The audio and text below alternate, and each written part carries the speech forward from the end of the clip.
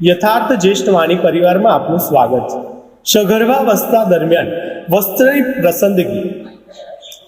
સગર્ભા સ્ત્રીના શરીરમાં 9 મહિના દરમિયાન ફેરફાર થતો રહે છે।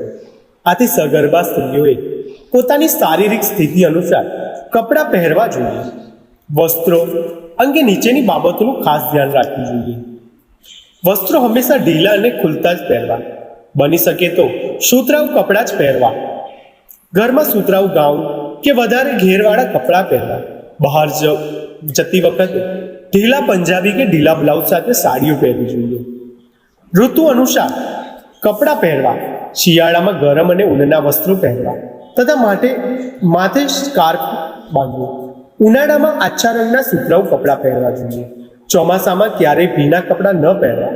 સગર્ભા સ્ત્રીએ કાળા અને ઘેરા રંગના કપડાં ન પહેરવા જોઈએ। એવું માનવામાં આવે છે કે વાતાવરણમાં રહેલી સૂક્ષ્મ દુષ્ટ શક્તિઓ ઘેરા રંગ તરફ આકર્ષિત થાય છે અને તે સગર્ભા સ્ત્રીના માનસિક સ્તરને નીચે લઈ જાય છે।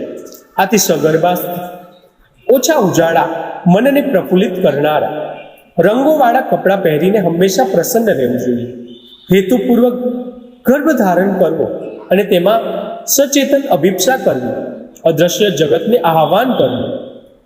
આધ્યાત્મિક ઉત્કટતા દાખવવી અને અકસ્માત રૂપે ગર્ભ ધારણ કરવું।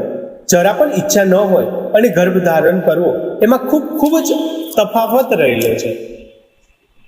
જો આજની કથાએ તમને પ્રેરણા આપી હોય તો વિડીયોને લાઈક કરો અને યથાર્થ જ્યેષ્ઠ વાણી પરિવારનો ભાગ બનવા માટે હમણાં જ સબસ્ક્રાઇબ કરો। તમારું એક સબસ્ક્રાઇબ અમને વધુ પ્રેરણાદાયક કથાઓ લાવવા માટે શક્તિ આપે છે।